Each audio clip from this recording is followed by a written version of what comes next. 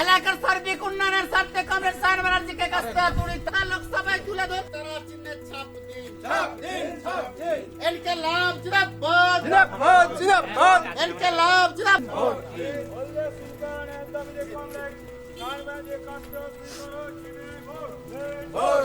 Vote দিন ব্যানার্জিকে কাছে তুলে তারা চিহ্নে ছাপ দিন ইনকিলাব জিন্দাবাদ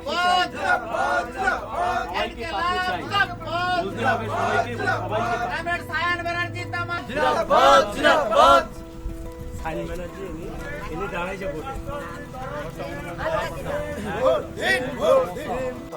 দেখুন ৩৬৫ দিন যারা রোদে পুড়ে বৃষ্টিতে ভিজে রাজনীতি করে তাদের কাছে এই রোদ কোনো ব্যাপার নয়, তাই আমাদের কাছে এই রোদ ঝড় বৃষ্টি এসব খুবই তুচ্ছ ব্যাপার। পাশের হলদিয়া শিল্পাঞ্চল, আমাদের বার্তা খুব স্পষ্ট, জিতবে এবার সায়ন, হলদিয়ায় হবে শিল্পায়ন।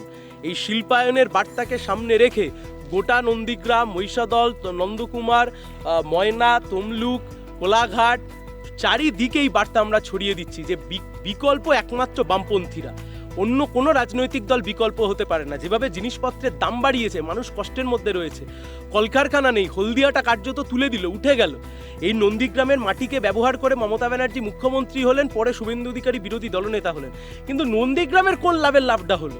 নন্দীগ্রামের কম বয়সী ছেলে মেয়েদের যাদের একটা চাকরি পাওয়ার কথা ছিল তাদের কোন লাভটা হলো? আজকে এই প্রশ্ন নন্দীগ্রামের সাধারণ মানুষ করছে।